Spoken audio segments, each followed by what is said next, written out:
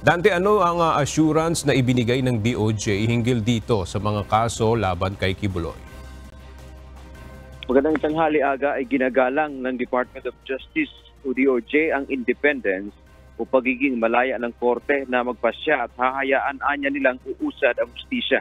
Ito yung tiniyak ng Department of Justice matapos maglabas ng warrant of arrest laban kay Apollo Kibuloy at 5 pa nitong associate.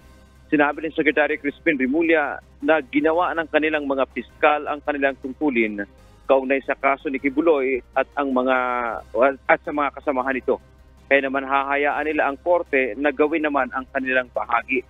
Dagdag pa nito na maaaring mabigat o mahirap na laban ito, ngunit umaasa siyang buong-buo na maibibigay ang katarungan sa kinauukulan. March 4, unang inanunsyo ng DOJ na binaliktad nila ang naunang desisyon ng kanilang piskal sa Davao City na pag-dismiss sa reklamo laban kay Kibuloy. Sa halip, ipinag-utos ng kagawaran na kasuhan ang religious leader dahil mabigat umano ang nakita nilang at mabigat at seryoso umano ang nakita nilang aligasyon laban dito at gayon din sa kanyang 5 mga kasamahan.